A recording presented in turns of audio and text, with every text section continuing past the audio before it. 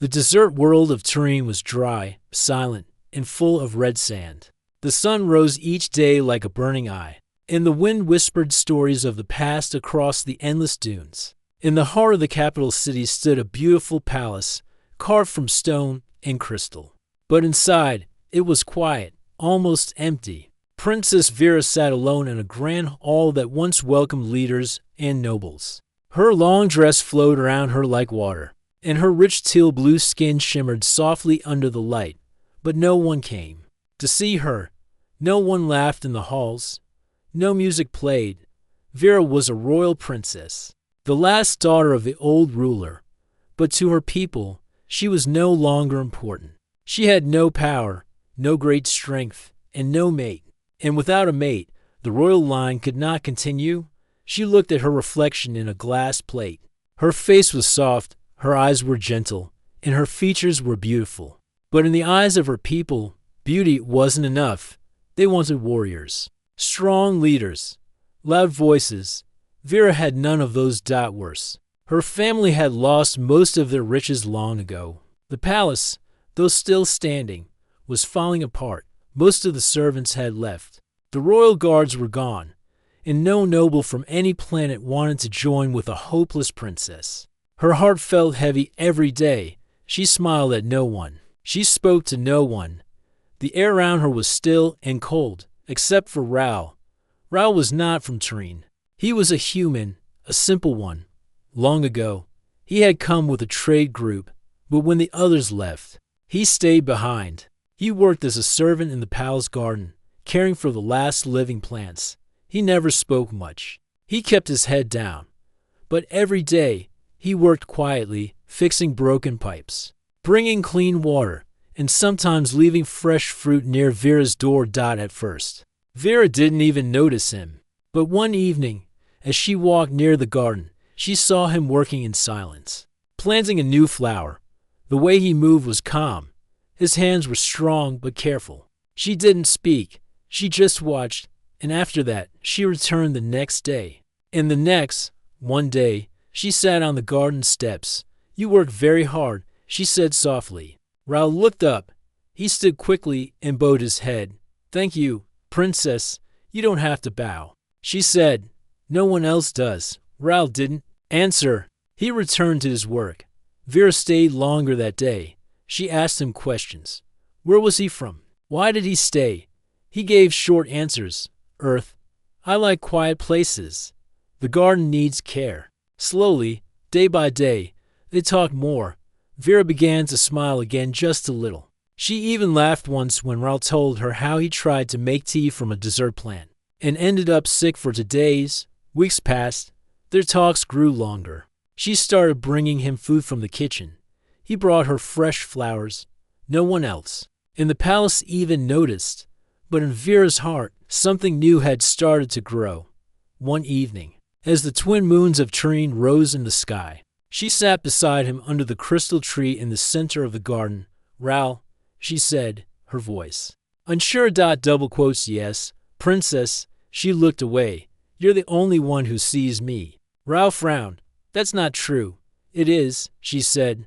"Others look at me, but they don't see me." "Not really.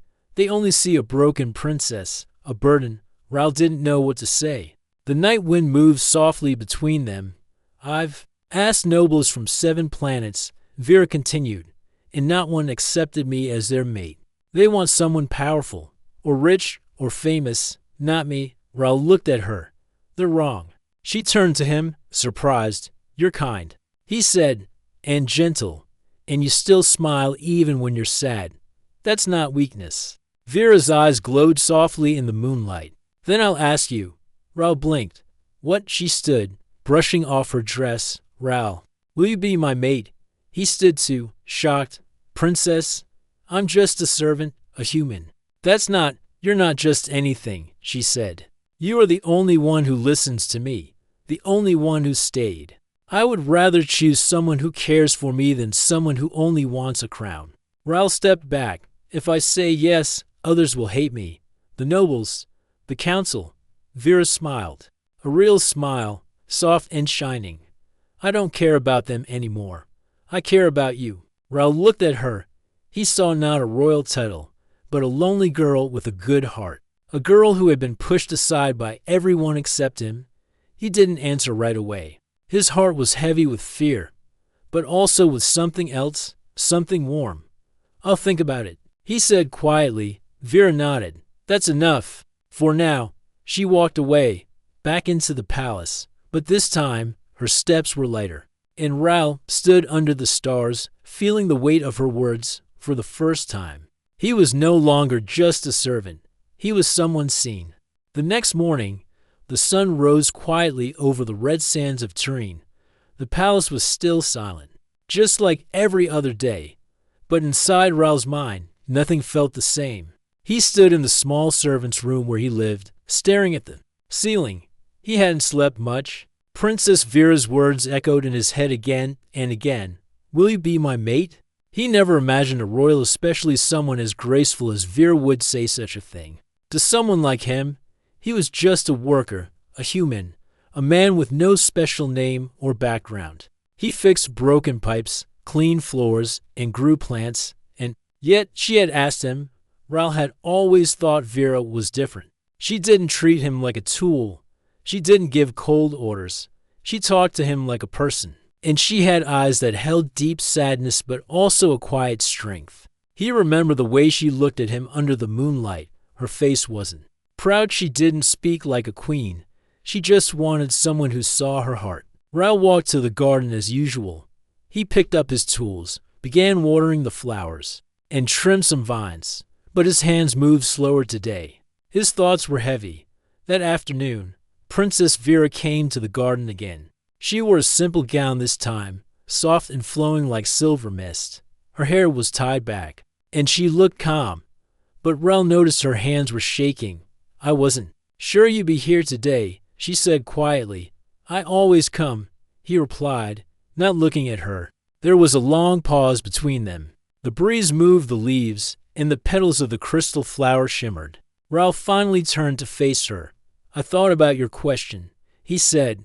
Vera took a deep breath, trying not to look too hopeful. "I still don't understand why you chose me," he said honestly. "I'm not a warrior. I'm not rich. I'm not even from your world. I didn't choose you for those things," she replied.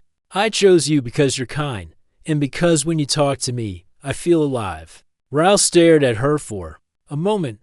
Her voice wasn't proud or desperate. It was honest, soft, human. Even if she was not human. "I don't know how to be a good mate," he said. Vera smiled gently. "I don't know either."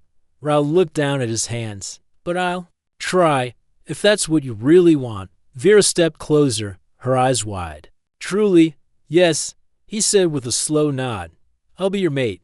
Vera's shoulders dropped in relief. For a second, she said nothing, then a quiet laugh escaped her lips, a small, bright sound that Raoul had never heard from her before.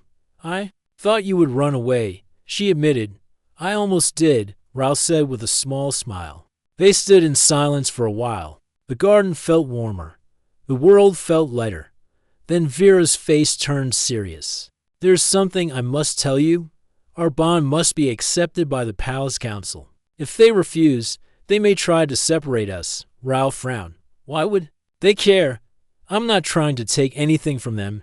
They care about rules." "Raoul," she said, "the princess must join with someone of high rank. You're too low in their eyes." He sighed. "So, what do we do?" "I will declare my decision before them," she said, "and I will tell them you are my choice. If they challenge it, then we will stand together." Raoul nodded. "I will stand with you." Vera smiled again. This time, it reached her eyes. That evening, she invited him into the inner hall.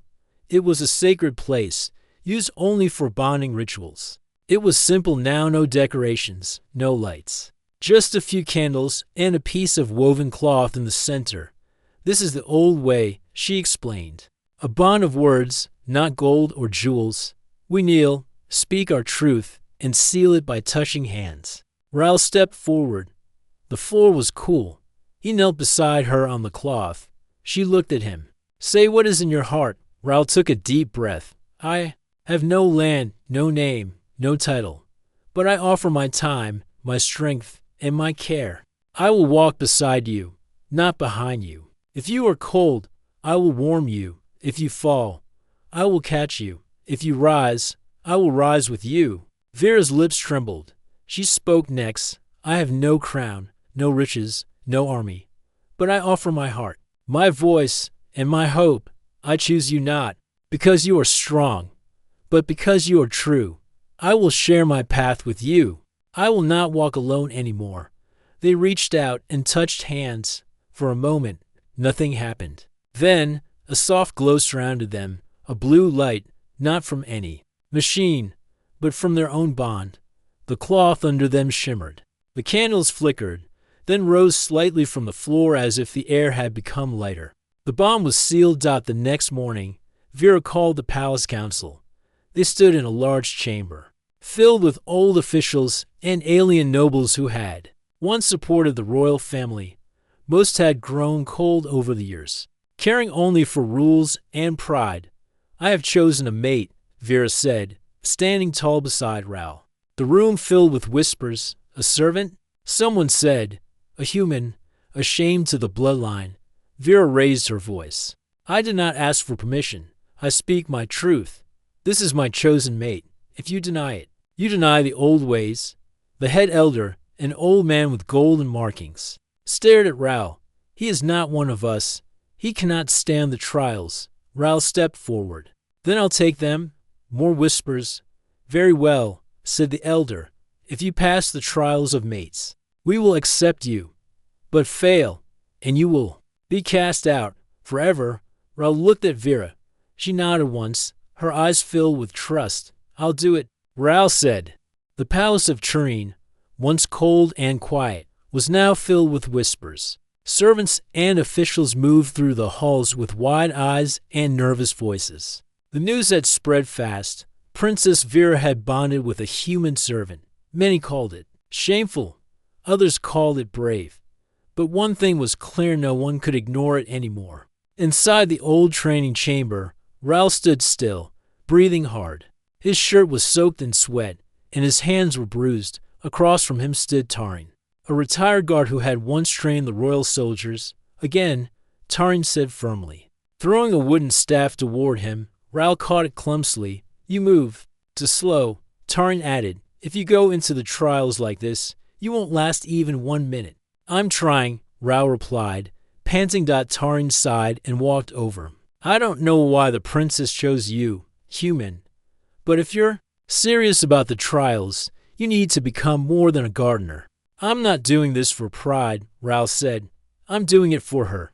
Tarin looked at him closely. There was no arrogance in Raoul's face, no hunger for power, just quiet determination. "Good," Tarin finally said. "That's the only reason worth fighting for." Meanwhile, Princess Vera stood at the edge of the balcony, looking over the wide desert. The wind carried dust across the land, but her thoughts were far away. Every evening, she watched Raoul train. She didn't speak, didn't interrupt, but she left water for him, and a soft towel, and sometimes little notes with kind words. He never said it aloud, but he always noticed. The bond between them had begun to grow. It wasn't like the fairy tales, no magic crown or sudden power, but it was real, and it made both of them stronger. 3 days later, the trials began. The palace's central arena had been cleaned for the first time in years. High walls circled the fighting ground, and stone benches filled with watchers, nobles, elders, and curious visitors.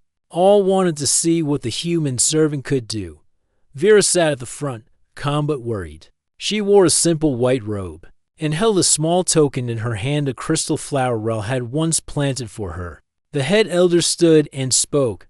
"By the laws of Turin, only those who pass the 3 trials may bond with royalty. Today, we begin the trial of endurance." Raoul stepped into the arena. He wore plain clothing, but his eyes were steady. A loud gate opened on the far side. From the shadows came a beast, part metal, part animal. It had long legs, sharp claws, and glowing red eyes. An old war creature from the ancient days. Gasps filled the air. "They're giving him a death test." Someone whispered. Vera gripped the flower tightly. The creature roared, then charged, Raoul didn't run.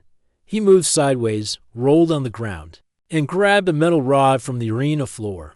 The beast jumped toward him, but he struck its side with the rod, sparks flying.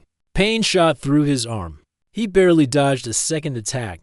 The crowd laughed at first, but then grew silent. Raoul was still standing, bleeding, tired but standing. For 10 minutes, he fought. He used the beast's speed against it. He tricked it into hitting the walls. And finally, he jumped on its back and pulled out the control chip from its neck. The beast stopped moving. Raoul fell to his knees. Silence. Then dash applause. Not loud, not joyful, but real. Even the head elder looked surprised. He passed, said the elder. The first trial is complete. Later that evening, Raoul sat in the garden, bruised and quiet. His arms were wrapped in bandages. The moonlight touched the flowers gently. Vera walked over and sat beside him. You were hurt, she said softly. I'm still alive, Raoul replied, trying to smile. She handed him a small fruit. Eat, you need strength. He took it, nodding. For a while, they sat in silence. You didn't have to do this, she whispered. I know, he said. But I wanted to. She looked at him. You could have died. Raoul looked back at her. I would rather fight and fall than walk away from you. Vera's throat tightened. She reached out and touched his hand. They didn't say anything more that night, but something passed between them, a quiet promise. The next day, as Raoul rested, trouble brewed inside the palace. Lord Chiron, a noble with sharp eyes and a cold smile, met secretly with 2 others in the shadowed hall. This human must not pass all 3 trials, he said. If he does, the people will begin to believe in him and in her. She has no army, one whispered. Why do you fear her? Because love is stronger than armies. Chiron growled, and the people are tired of nobles like us. What do you suggest? We poison him, Chiron said with a thin smile. Not enough to kill him, just enough to make him weak for the second trial. Then, when he fails, we remove him, quietly. The others nodded. That night, a servant brought Raoul a drink. It was meant to help him recover. Raoul thanked the servant and lifted the cup, but just before he drank, he noticed a strange smell, faint but wrong. He paused. Who gave this to you?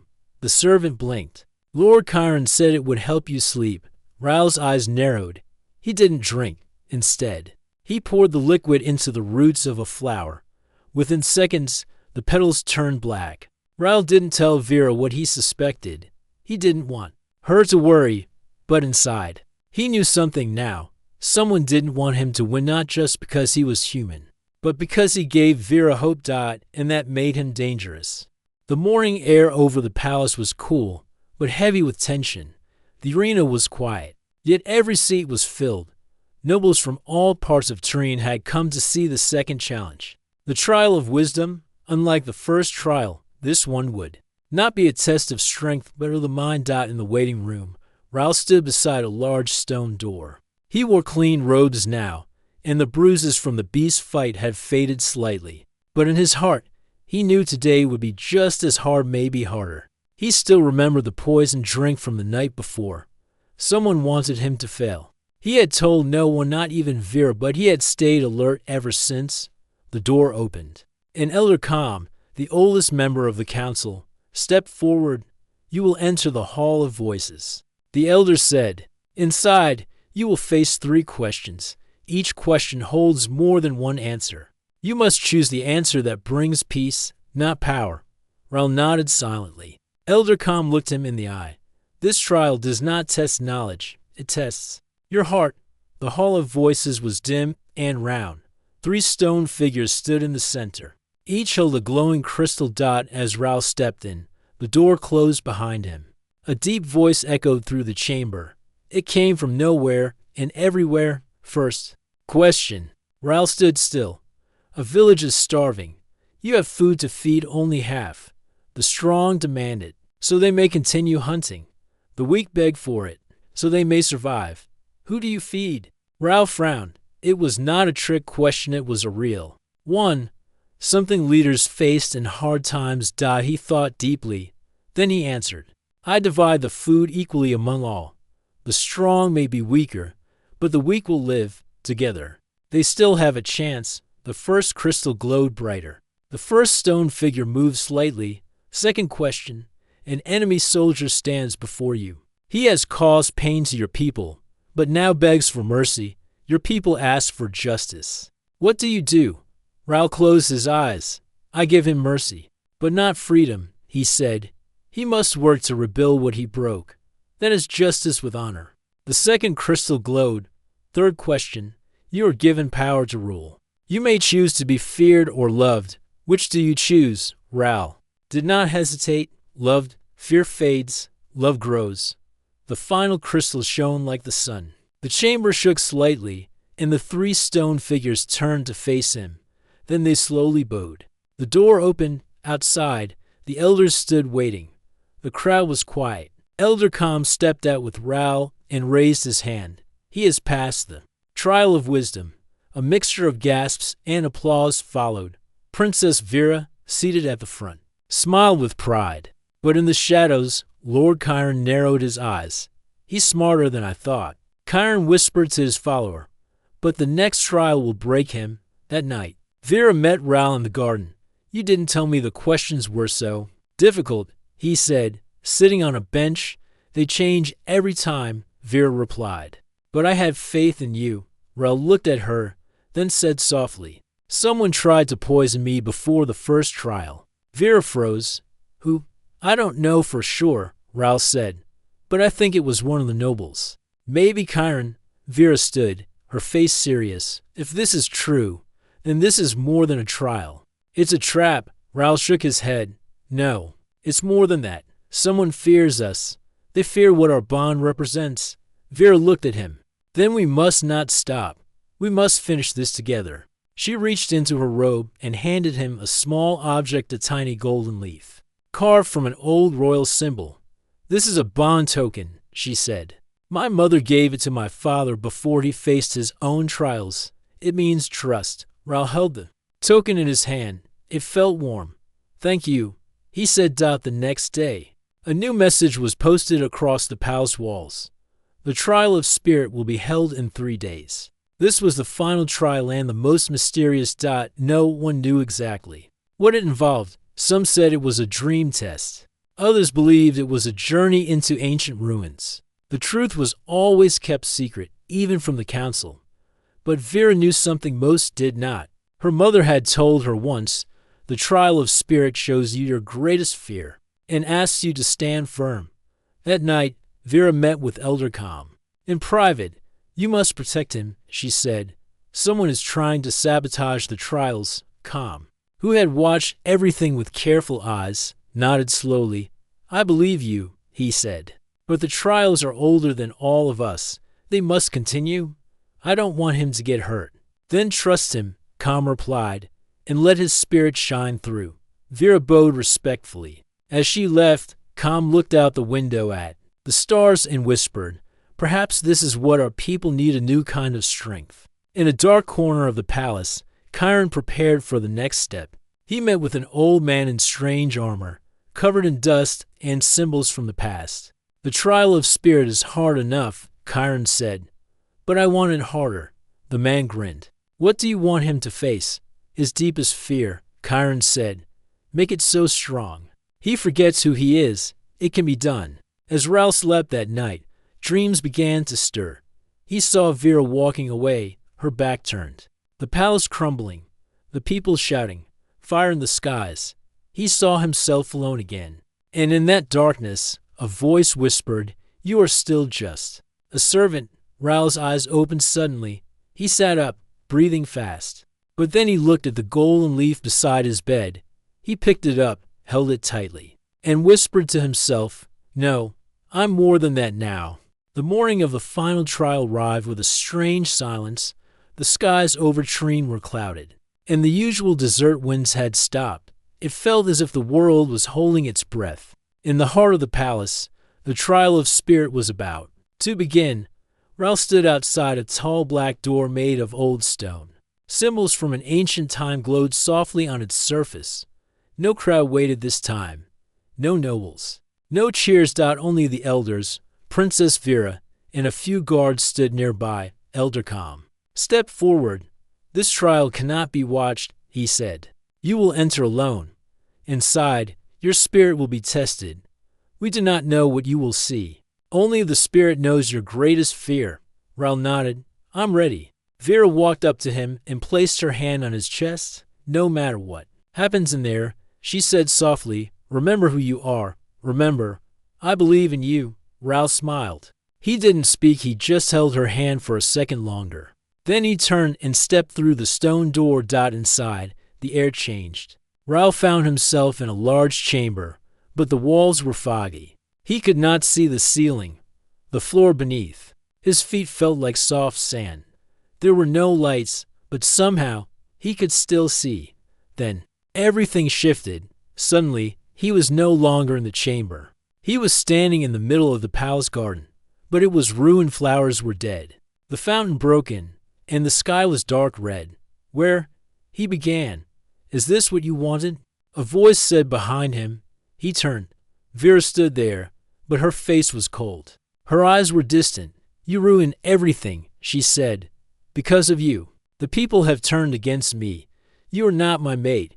You are just a mistake. Raoul took a step back. This isn't real, isn't it? Another voice said.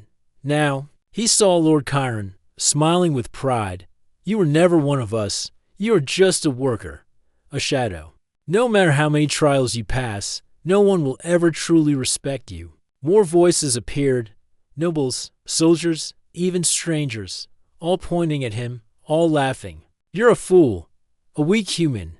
She only chose you because she was desperate. Raoul's chest grew heavy. His knees shook. The world around him started to spin. He saw himself back in the garden, alone again. Dust on his hands, forgotten. Lost, his mind whispered. Maybe they're right. Maybe I don't belong here. Then, suddenly, he felt something in his pocket.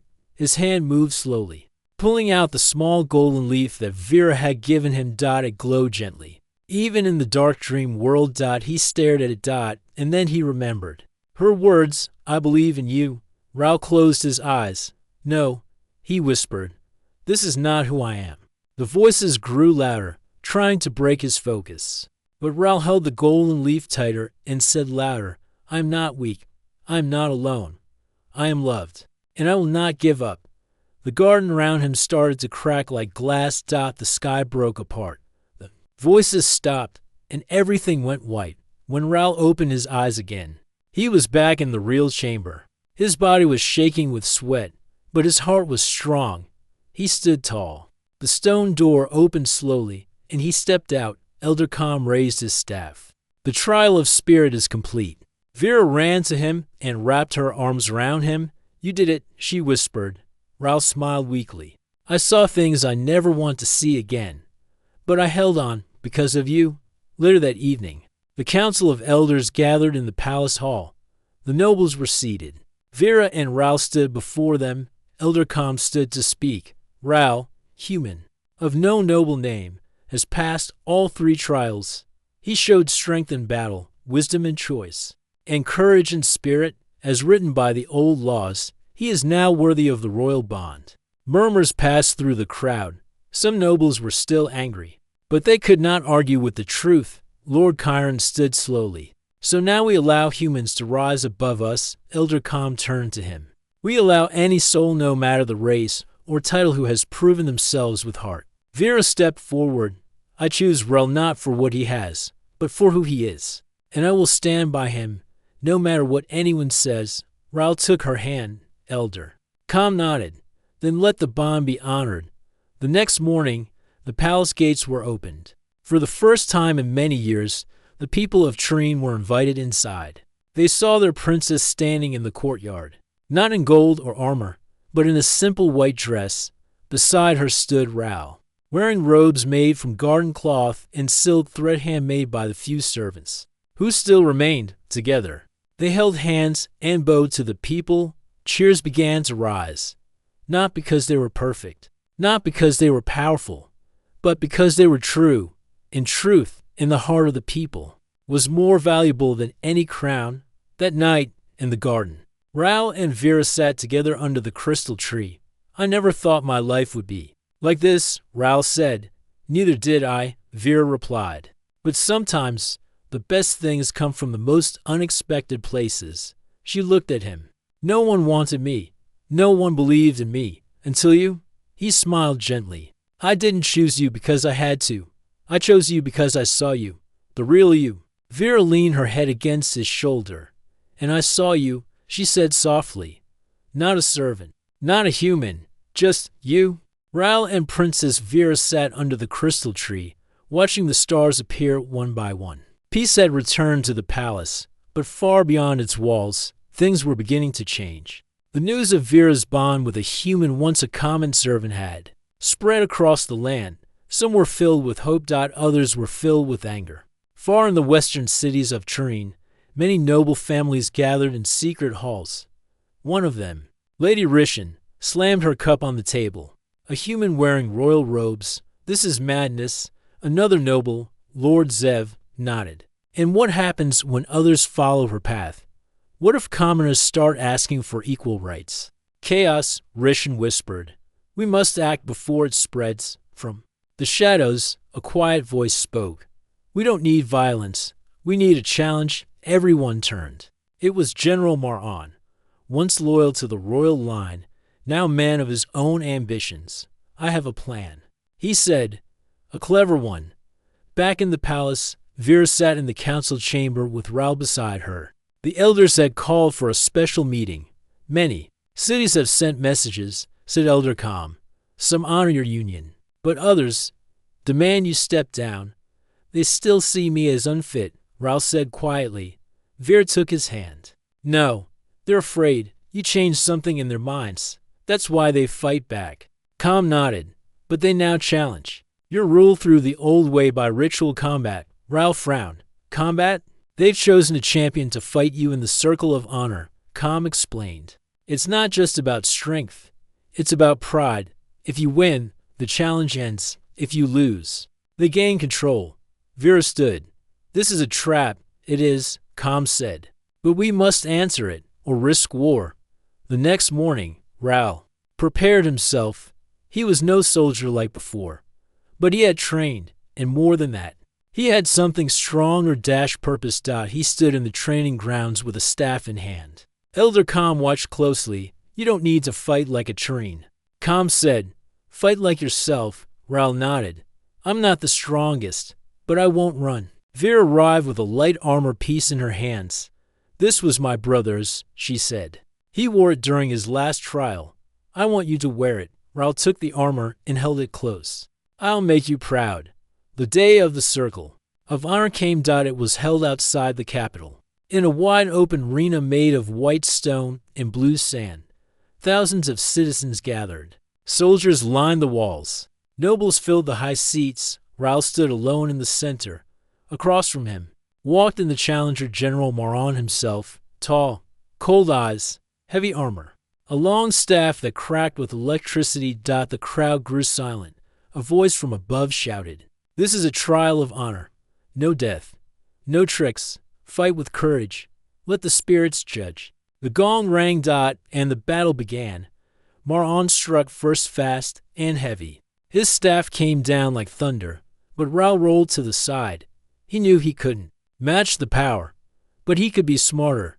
He used quick steps, small attacks. He aimed at Maran's legs, not his chest. He dodged instead of blocking. The crowd watched in awe. This human was not strong, but he was smart, fast, focused. Then Maran grew angry. You don't belong here, he shouted and swung hard, knocking Raoul back to the ground. Raoul groaned, but stood again. You still think you can win? Maran growled. Raoul looked at him, breathing hard. I already did. He pointed to the stands, to them, to her, to myself, and with one move, he twisted low and struck Maran's leg, causing the general to stumble. Then he aimed for the chest stand, pushed forward. Maran fell. Silence. Then cheers. The gong rang again. Raoul stood, shaking, but undefeated, back in the palace. The people welcomed them with cheers and flowers. Even the nobles who had doubted him before now bowed their heads. Later that evening, Vera and Raoul stood on the palace balcony. You did it, she whispered. We did it, he said. But this is only the beginning, Vera said. If we want to build a better world, we must go beyond trials and fights. We must change minds, Raoul nodded. Then let's start. The next weeks were filled with new plans. Vera and Raoul opened the palace gardens to the public. They invited young students from all backgrounds, noble and common, alien and off-worlders, to learn together. They listened to the workers, the farmers, the builders, giving them a voice in the council. Some changes were small, others were bold. But every change brought a new light to Treen, a light that began with a princess and a human no one expected. One night, as the stars shone bright again, Raoul and Vera sat together, hands linked. Do you think they'll remember us? Raoul asked. Vera smiled. Maybe. Not as a soldier or a princess, he said, but as something more. Vera leaned against him. As to hearts who chose each other, even when the world said no. Raoul smiled. Yes, that's what I want to be remembered for. End of part 6. The sun rose over the desert planet of Turin, casting soft golden light on the palace and its gardens. The days of silence and loneliness were gone. The people of Turin now walked the streets with new hope. News of the bond between Princess Vera and Raoul, the human, had spread far and wide. It was a story of courage, kindness, and change. In the palace, Vera and Raoul sat in the council chamber, surrounded by a crowd of people from all walks of life. Nobles, workers, scholars, and children gathered together. It was the first time in many years that the palace had been truly full. Vera stood and spoke.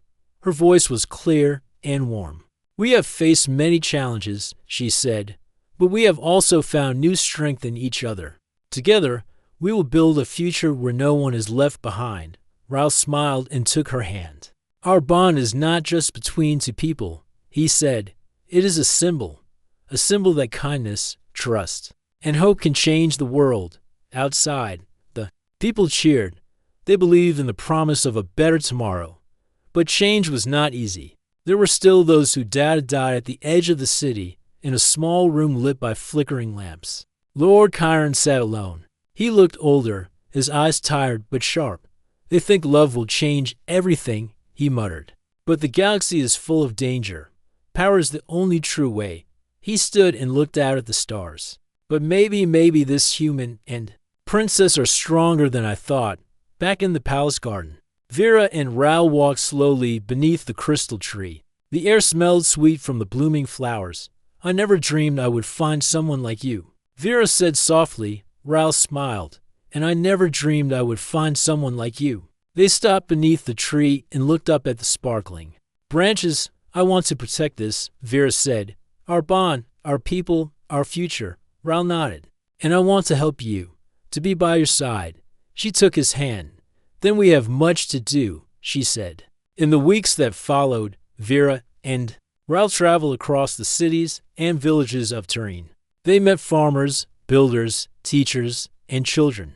They listened to their stories and shared their own slowly. The walls between nobles and commoners began to break. New laws were written to protect the rights of all. New schools opened where every child could learn. One evening, as they returned to the palace, Vera looked at Raoul. Do you ever wonder what the stars hold beyond Turin? She asked. Raoul smiled. I think they hold many things, some good, some hard. But together, we can face whatever comes. The peaceful days, however, were not to last forever. Far beyond the borders of Turin, dark ships moved silently through space. An alien empire, known for conquest and fear, watched the rising power of the small desert world. Their leaders spoke in cold voices. This planet shows signs of unity, one said. A human and an alien ruling together. Such strength is dangerous. We will watch, another replied. And if they threaten us, we will act. Back on Turin, life went on. Vera and Raoul stood on the palace balcony, looking out at the city lights. We have come far, Vera said. But the journey is just beginning. Raoul squeezed her hand. Whatever comes, we will face it together. That night, under the crystal tree, they made a silent promise. No matter the stars, no No matter the dangers, they would protect their world, their people, and each other.